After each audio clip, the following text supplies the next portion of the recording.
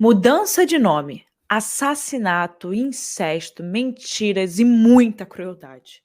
Se você tem sangue frio e não tem medo de ser surpreendido por uma história tão densa e cruel, fica aqui comigo nesse episódio. E aí, pessoal, tudo bem? Mais uma semana aqui no Casos Reais e mais uma semana trazendo um caso que, sim, foi muito pedido por vocês aí nas minhas mensagens do Instagram. Recebi muito pedido, principalmente porque se você clicou aqui, você deve ter visto a série do Netflix ou deve ter visto alguma notícia sobre esse caso, né? Eles anunciaram, o Netflix, né, anunciou bastante essa história catastrófica que rapidamente se tornou uma das produções mais vistas do Netflix nos últimos meses. E não é por menos, né? A cada minuto, uma nova informação era trazida nesse documentário e mexia ainda mais com a gente e deixava a história cada vez mais absurda. Quando você imaginava que não podia ficar mais absurdo, ficava. E para quem não assistiu, aqui terão os spoilers, vocês sabem, mas assim, eu tô contando um caso real. Então eu não vou falar do documentário, eu vou falar do caso real, tá? Então se você quiser ver antes e depois vir aqui, ou vice-versa, dá no mesmo. É um caso real. Se você jogar no Google sobre esse caso, você vai ter spoiler do documentário, faz parte. Então, tá bom. Vocês já entenderam, né? Enfim, antes da gente entrar de cabeça aí nessa história bem estranha, bem macabra, bem sinistra, eu queria fazer um convite para você que ainda não conhece o Caso Reais, acabou de chegar, ainda não me conhece, eu sou a Erika Miranda, e você também pode acompanhar tudo lá no meu Instagram pessoal, eu posto minha vida, posto se vai acontecer alguma coisa aqui nesse episódio, se eu tiver que fazer qualquer coisa, qualquer post para falar sobre o podcast, vai ser lá. E também recebo muitas mensagens e converso muito com vocês lá no meu Instagram, @erica com K, Mirandas com S no final. E também tem o do podcast, que é @Casos Reais Oficial.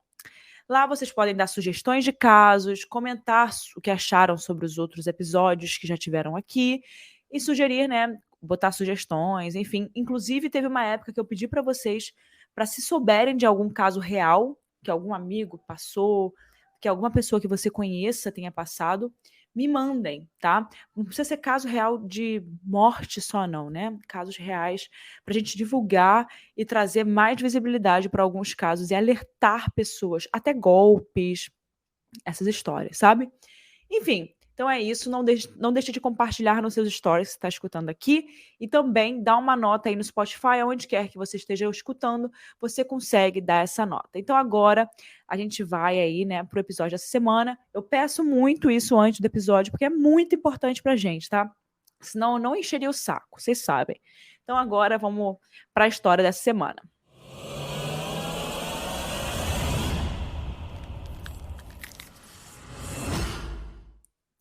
Em uma noite chuvosa, no dia 25 de abril de 1990, em Oklahoma, nos Estados Unidos, 3 homens estavam em um carro, na estrada, a caminho de um motel. No momento do trajeto, eles encontraram um sapato azul no meio da rua. Sem entender muito bem o que aquele sapato, né, significava, eles continuaram, né, o caminho deles. E alguns metros adiante estava uma mulher à beira da estrada, convulsionando no chão. Lá estava ela, né? A protagonista da nossa história de hoje, deitada de bruços com seus braços e pernas se movendo em direções completamente diferentes, né? Convulsionando. Logo eles chamaram a ambulância e a levaram imediatamente para o hospital. Depois de meia-noite, ela deu entrada no hospital. Aí, assim que chegou, né, o marido dela, que se chamava Clarence Hughes, logo a identificou como Tanya Hughes. E ela estava à beira da morte. Ela, naquele momento, tinha um traumatismo craniano e estava em estado grave. Então, ela precisava imediatamente ser levada para a UTI e fazer tratamentos intravenosos com remédios que pudessem controlar tudo o que estava acontecendo no seu organismo. Não precisou muito tempo para que os profissionais de saúde começassem a desconfiar que aquilo não tinha sido consequência de um atropelamento, né, que foi o que seria, né, o mais possível ali, de acordo com a cena que eles encontraram. Aquilo era, sem sombra de dúvidas, algum tipo de crime. Mas a única pessoa que poderia resolver esse mistério não sobreviveu. Algumas horas depois veio a notícia de sua morte. A Tônia não resistiu ao que acabava de ter acontecido, né? Seja lá o que tenha de fato acontecido. Ela só tinha 20 anos e ela, enfim, perdeu a vida muito jovem, muito jovem. Ela era uma mulher linda, inteligente, gostava de estudar, de conversar e amava o seu filho, Michael. Sim, gente.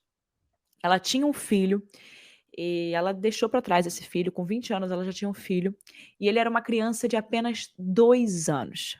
A partir daquele momento, o Michael iria precisar, né, ser enviado para um lar adotivo. E já no segundo dia da morte de Tânia, ele já tinha conseguido a liberação da justiça e seus novos pais tinham como nome Merle e Ernest Bean. Eles ficaram com Michael, que era uma criança muito assustada e muito perturbada com aquela idade, 2 aninhos, né? Enfim. Uma curiosidade sobre esse momento era que em todo o tempo, Clarence, o pai, né, quando o que deu a entrada no hospital, tentava sempre pegar o menino de volta, o Michael.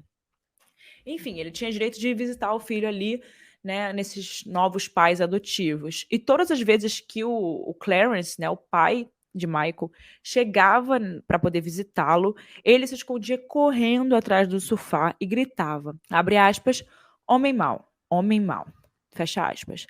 Era óbvio que tudo aquilo era muito estranho para os pais adotivos que estavam assistindo aquilo, né? Porque Michael tinha tanto medo do seu pai biológico. E mesmo com essa pulga atrás da orelha, eles jamais desconfiaram do que estava prestes a aparecer, a ser descoberto. Em uma manhã, a assistente social ligou e pediram para que Merle e Ernest, os pais adotivos, levassem Michael para fazer um teste de paternidade, que confirmou que Clarence não era o pai biológico do menino. Então ele acabou perdendo todos os direitos de paternidade sobre o Michael, mas não o desejo de ter o menino novamente com ele o tempo inteiro.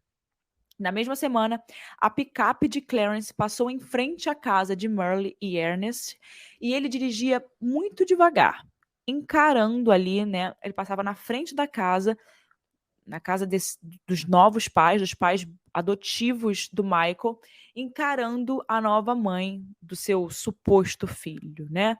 Então ele passava meio que dando a entender assim, ó, tô aqui de olho em vocês, sabe? Vocês estão debaixo dos meus olhos. Ela ficou com muito medo e sentiu que alguma coisa ruim iria acontecer. E avisou a assistente social, que não deu ouvidos e achou que a nova mãe do menino estava um pouco paranoica com essa situação toda. Enfim, no dia 12 de setembro de 1994, Clarence invadiu a escola de Michael e sequestrou o garoto e o diretor da escola. O diretor foi deixado amarrado em uma árvore por Clarence dentro de uma floresta e o menino, Michael, foi levado junto com ele. Logo, uma investigação começou, né, a ser aberta por causa desse caso e alguns fatos estavam precisando ser apurados.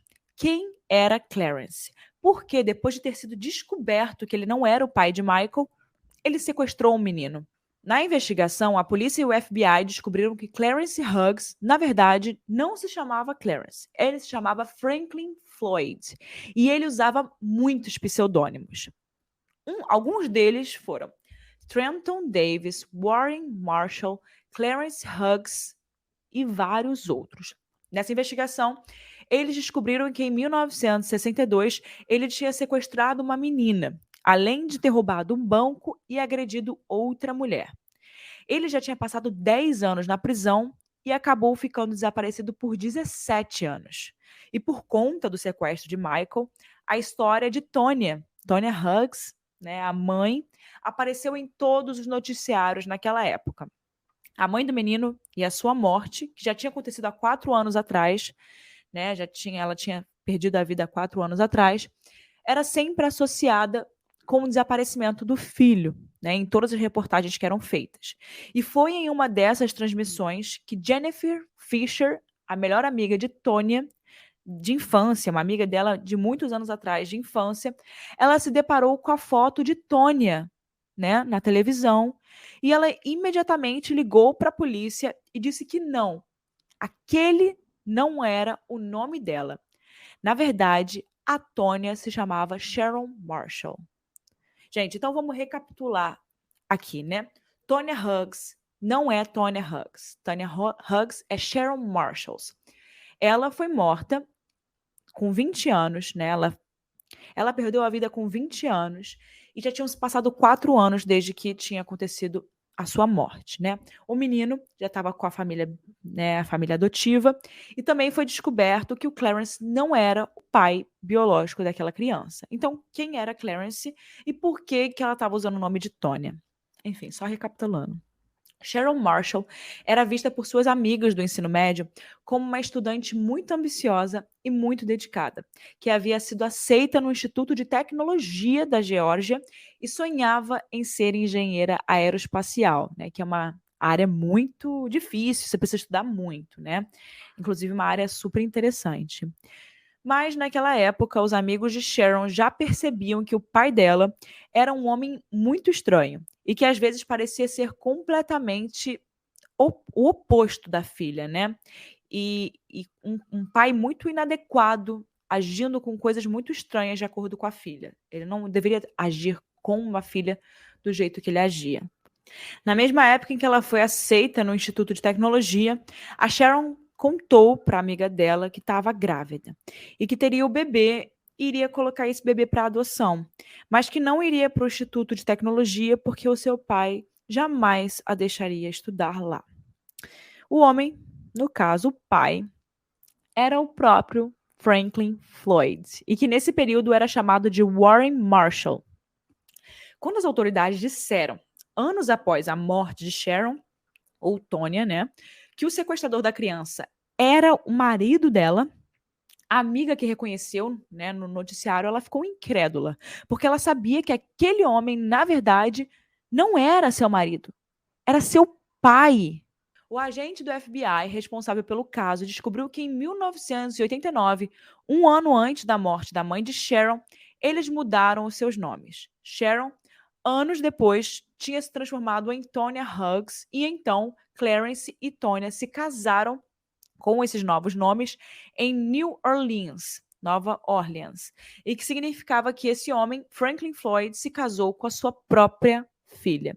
Ou melhor, ele forçou a sua filha a se casar com ele.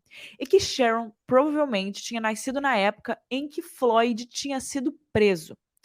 Seria ela a sua filha biológica ou ela teria sido mais uma vítima de sequestro por Floyd? E mais, o que será que aconteceu com a Sharon Marshall nesse período dela, de vida dela, entre a saída do ensino médio, que foi quando as pessoas ainda tinham notícias da Sharon, até o dia da sua morte, que foi quando descobriram que a Tonya era a Sharon, muito tempo depois, né?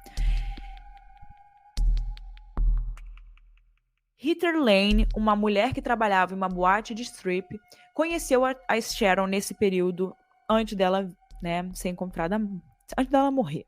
Segundo Lane, a Sharon era uma mulher muito tímida e que não falava sobre ela mesma, mas que ela usava ali o trabalho de garota de programa porque o seu pai tinha dito para ela fazer isso e tinha lhe comprado preservativos.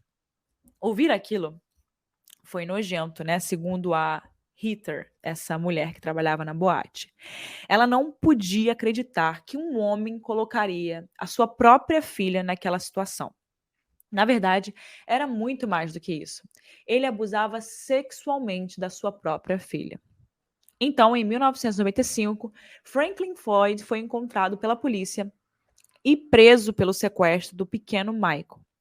Depois de fugir da lei por tanto tempo, ele foi condenado a 52 anos de prisão, sem direito à liberdade condicional, pelo sequestro de Michael. A picape do diretor da escola, que foi roubada no dia do sequestro, foi encontrada. E nessa picape tinham fotos da Sharon, quando ela era pequena, e de mais uma mulher, que nunca tinha sido mencionada.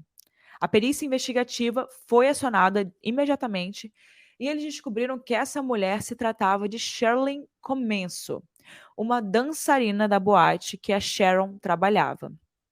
Quando eles foram atrás de mais informações sobre essa mulher, eles descobriram que Floyd estava obcecado por Sherilyn e a perseguia compulsivamente. Tinham relatos de pessoas que trabalhavam com as duas, né, com a Sharon e com a Sherilyn, que vizinhos e conhecidos mais próximos também falaram que o Floyd também matou a Shirley. E por esse motivo, ele teria fugido ali da Flórida, onde eles estavam vivendo por um tempo, né? Então, eles pegaram o carro, fugiram, né? E ficavam parando em lugares para fazer dinheiro. Então, ele colocava a Sharon para poder trabalhar dessa forma e fazer dinheiro para ele. E eles não conseguiam parar em nenhum lugar por muito tempo, porque as pessoas começavam a achar aquela situação um pouco esquisita, que foi esse caso, né? Essa Shirley era perseguida compulsivamente por ele e do nada ela desaparece, né? Então foi o momento dele fugir da Flórida, que era onde eles estavam vivendo nessa época. Os restos mortais da Shirley foram encontrados no mesmo lugar onde Floyd amarrou o diretor da escola de Michael, que ficava no meio de uma floresta. Não demorou muito para a polícia juntar todos esses achados e concluírem que a mulher também tinha sido morta por Floyd. E por conta disso, ele foi condenado a homicídio duplo qualificado com pena de morte. E nesse meio tempo, um jornalista investigativo e autor chamado Matt Birkbeck decidiu começar a escrever a história de Sharon e transformar em um livro. E a repercussão sobre esse livro, sobre essa história que ele queria contar, foi tão grande que ele recebia diariamente e-mails de vários cantos do Brasil, de vários cantos dos Estados Unidos. Todos queriam saber, de fato, quem era Sharon e qual era a sua verdadeira história, né, por trás de toda aquela polêmica que envolvia o filho, toda essa história conturbada dela, né? Até que em um dia desses, o Matt recebeu um e-mail que mudaria tudo. Nesse e-mail estava escrito o seguinte, abre aspas, se você tivesse o DNA da filha da Sharon, né, isso te ajudaria a descobrir mais sobre a história dela? Fecha aspas. Quem tinha enviado esse e-mail era Megan, e ela sempre soube que ela foi adotada. E quando ela estava lendo o livro desse jornalista, o Matt, ela descobriu muito mais coisas sobre a sua mãe biológica do que ela tinha imaginado. E quanto mais ela lia, mais triste ela ficava. A Megan foi levada para adoção assim que nasceu. Clarence e Tonya foram até um escritório de advocacia dizendo que não tinham como sustentar mais um filho.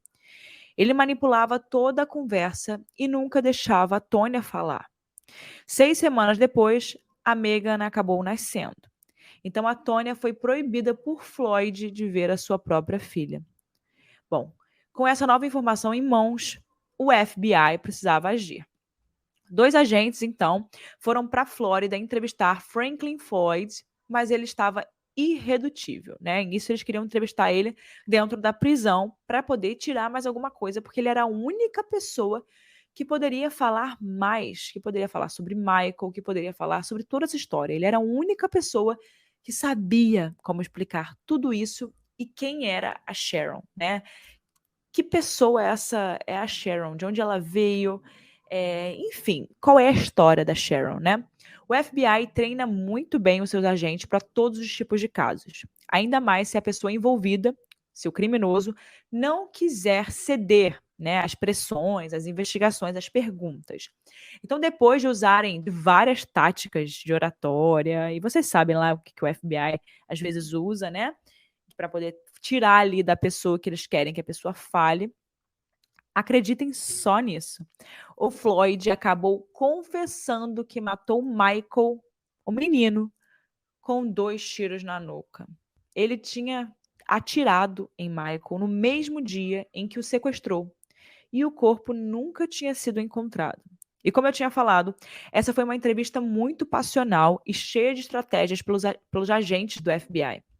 No documentário da Netflix, eles falam muito sobre isso e como foi toda essa parte da entrevista. E foi aí que, então, né, esses agentes perguntou para ele qual o nome que ele tinha na época que ele conheceu a Sharon. E ele disse Brandon Cleo Williams. Eles nunca tinham achado nenhum registro desse nome vinculado a Floyd antes. E só essa informação abriria um leque de possibilidades sobre muitas outras informações que eles precisavam para conhecer verdadeiramente a história de Sharon. Quem é Sharon, né? Eles vasculharam tudo e finalmente encontraram a certidão de casamento vinculada a esse nome. Descobriram que ele foi casado com Sandra Willett. Então eles foram atrás de Sandra e ela estava viva ainda. Disse que conheceu o Floyd quando ela estava lidando com um transtorno de estresse pós-traumático, depois que um tornado destruiu o trailer onde ela morava com seus filhos. Ele havia prometido para ela que cuidaria dela e das suas crianças. Aproveitou olhar ela ali num momento super que ela estava bem frágil, mas ele começou a fazer várias coisas ruins depois deles começarem a morar juntos, a conviverem juntos, e depois dela ter aceito que ele cuidasse dela e das suas filhas. Ele carregava uma faca o tempo todo e dizia para ela, abre aspas, você acha que vai me deixar? Isso não vai acontecer. Para vocês terem uma noção, né, da vida que ela vivia ali, teve um dia que a Sandra precisou comprar fralda para os filhos e ela fez um cheque sem fundo. E ela foi a uma loja de conveniência comprar essas fraldas. E ela acabou sendo condenada a 30 dias de prisão por causa disso. E, infelizmente, foi aí que ele levou os filhos dela. Enquanto ela estava cumprindo a sua sentença de prisão em 1974, o Floyd deixou duas das suas filhas em um orfanato e foi embora com Sharon, que na época se chamava Suzanne Marie Sevakis. Ela não seria conhecida como Suzanne novamente por mais de 40 anos. Bom, depois de todas essas coisas, você deve estar se perguntando como essas pessoas estão atualmente, né? Vamos começar pelo Floyd. Ele ainda está vivo e já tem 79 anos, aguardando a execução na Union Correctional Institution em Rayford, na Flórida. Existe uma fila com mais ou menos 300 prisioneiros antes dele no corredor da morte. Mas até o momento, nenhuma data foi definida, né, uma data para acabarem ali com a vida dele. Jennifer Fisher, a amiga que reconheceu a Suzanne no noticiário, manteve um perfil bem discreto, principalmente nas redes sociais, e pouco se sabe sobre o que ela faz atualmente. Pelas informações que a gente procurou aqui, ela ainda mora na Geórgia. Megan, a filha de Suzanne, que foi dada para adoção, ela foi adotada por Mary e Dean Dufresne. Atualmente, ela vive em Ponchatoula, que fica no Louisiana, com o marido dela, o Jacob Dufresne. Eles têm 2 filhos juntos, e um deles se chama Michael, em memória do seu irmão, né, que faleceu. No documentário da Netflix, a Megan falou sobre a importância de tentar descobrir tudo o que estava acontecendo com ela, porque tinha certeza de que a sua história ajudaria outras pessoas. Atualmente, ela trabalha como coordenadora de pesquisa em uma clínica esportiva e possui mestrado em cinesiologia e ciência do exercício. Sandra e Cliff, os verdadeiros pais de Suzanne, né, da Sharon, os pais biológicos, ainda estão vivos. Eles se separaram logo depois de Cliff ter voltado do Vietnã e de Sandra ter começado a se relacionar com Floyd. Desde então, a Sandra ficou longe da atenção do público, dando apenas uma entrevista para o documentário da Netflix. Cliff vive atualmente em Bellevue, no Washington, com a sua esposa, a Jan. Eles têm 2 filhos juntos e ele dirige uma empresa de marketing. Embora o Cliff nunca tenha tido um relacionamento, né, com a sua filha Suzanne, né, que já faleceu, ele queria muito ter uma proximidade maior com a sua neta, a Megan, né, a que foi levada para adoção. Bom, ainda tem muita coisa para ser respondida, como, por exemplo, como Suzanne foi morta, né? Será que realmente foi um atropelamento? Enfim, essa é a única coisa sobre a qual Floyd não abre a boca para falar e talvez seja a mais perturbadora de todas. Quem sabe com essa nova repercussão aí do caso e a reabertura pelo FBI das investigações, a gente talvez não terá algumas notícias sobre o que pode ter acontecido com ela, né? E é por isso que eu acredito muito nesse trabalho de formiguinha que a gente e outros programas de true crime, de casos criminais faz, né? Todas essas iniciativas colaboram de alguma forma. Afinal, vocês lembram aqui nesse caso, um grande exemplo é o caso da amiga do ensino médio, que assim que viu a foto dos noticiários da Tônia, né? Ela olhou, ela falou: essa daí não é a Tônia.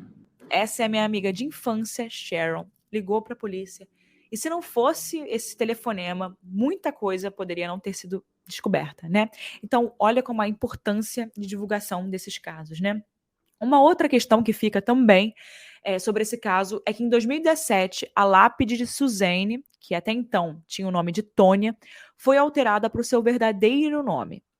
E a sua filha Megan e alguns parentes, amigos e profissionais que estavam trabalhando no caso fizeram um funeral em sua homenagem. De fato, A Garota da Foto é um documentário de doer a alma, com uma história muito triste. E desde que ele estreou no Netflix, ele se tornou um grande sucesso e segue gerando muitos comentários no Twitter, nas redes sociais, nos blogs, em todo lugar. A verdade é que esse documentário traz o pior do ser humano.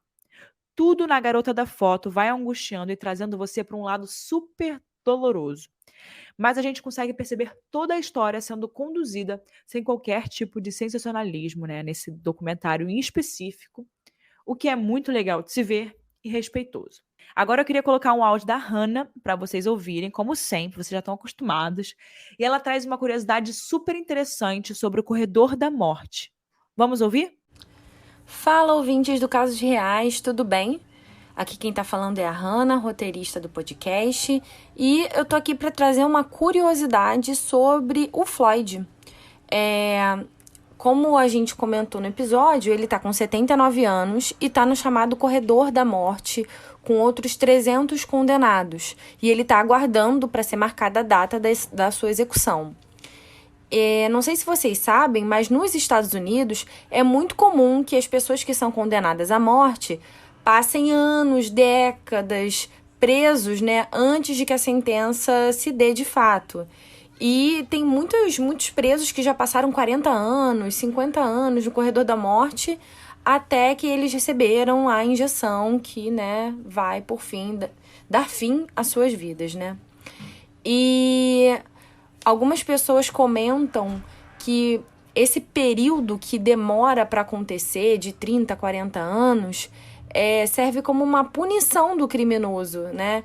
Essa espera também é uma forma de punição pela agonia que eles sentem de não saber quando vai de fato acontecer.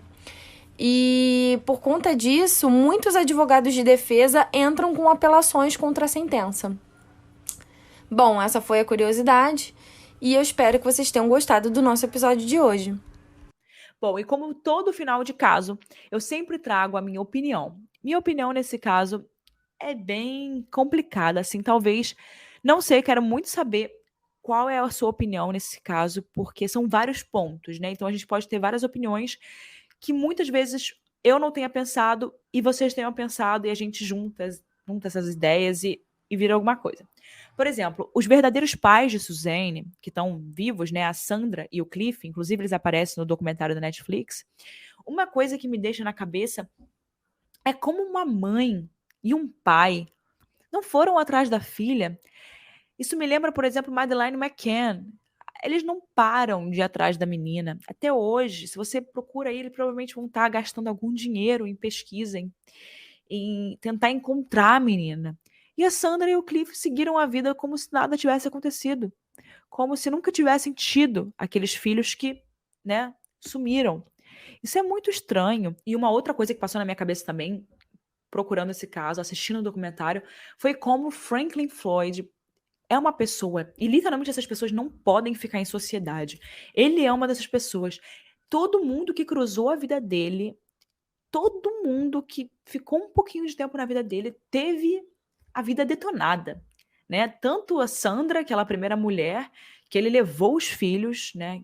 Ele prometeu, deu uma esperança, mexeu com ela quando ela estava num momento ruim, traumático, ela tinha se separado, ela estava cuidando dos filhos sozinha, né? Esse Cliff, eles eram muito jovens. A Sandra e o Cliff, eles eram muito jovens quando eles tiveram esses filhos. Então, o Cliff, ele não soube administrar isso muito bem e não ajudou a Sandra. E aí a Sandra se sentiu um pouco sozinha, isso deve ter afetado muito a cabeça dela também. E ela teve um estresse ali e achou no Franklin Floyd, né, uma pessoa ali que poderia cuidar dela, que poderia, né, ajudá-la. Então ela tinha uma esperança, né, um coração bom, uma esperança de que o Franklin fosse uma boa pessoa. E é aí que esse tipo de gente se aproveita. Essas pessoas se aproveitam da fraqueza do outro, que foi o caso do Franklin com todas as pessoas com quem ele se envolveu. Ele pegou a Suzanne, tirou da família, destruiu a vida dessa garota, mudou o rumo da vida dela, completamente. Então, assim, é um furacão, é literalmente um furacão que passa na vida das pessoas, consegue persuadir, porque a Suzanne, né, a Sharon, ficou muitos anos ali sem contar para ninguém como é que era essa situação. Enfim, tirou a vida do Michael, tirou a vida da Sharon, e a gente não sabe se tirou, mas é bem provável que sim, tirou a vida da Sherlyn, que era a garota de programa. Então, por onde ele passou, ele foi destruindo vidas, destruindo pessoas. Então, essa pessoa realmente, imagina se fosse no Brasil. Eu fico imaginando uma pessoa dessa no Brasil estaria solta, continuando a destruir vidas. Ele fez coisas no passado, né? A gente botou aqui o passado dele, que ele também já tinha feito coisas horríveis no passado com outras pessoas. E ele foi solto. E olha o que fez. Então, assim, são várias coisas que passam na minha cabeça que deixam claro que existem realmente pessoas que não podem estar em sociedade, né? E é muito triste que tantas pessoas tenham que ter perdido a vida para que a verdade viesse à tona e para que ele fosse descoberto, né? Ele era muito bom em fugir, isso é verdade, né? Isso ninguém pode negar. Ele foi muito bom em criar identidades novas e fugir. É muito, muito estranha essa história, muito complicada. Até na hora de tentar trazer aqui para vocês, tentar organizar o roteiro, as ideias, é muito complicado, porque são muitas coisas, a gente tenta deixar claro para vocês. Mas é isso. Quero muito saber a opinião de vocês. Quero saber se vocês concordam comigo ou não nessa parte de que, né, os pais biológicos da Suzanne deveriam ter corrido um pouco mais atrás da menina para saber onde ela estava, o que aconteceu, onde foi parar, né? Enfim. Eu gostaria de agradecer também a vocês por estarem sempre aqui com a gente. Chegamos ao fim de mais um episódio e eu não quero dar spoiler, mas o episódio da semana que vem vai dar o que falar, hein? Continue participando, comentando, seja no YouTube, no Instagram, no Spotify, qualquer lugar. O que importa é interagir. E se você chegou até aqui, tira um print da sua tela e compartilha nos seus stories, marcando Érica com K, Mirandas com S no final. Te vejo na próxima semana com mais um caso.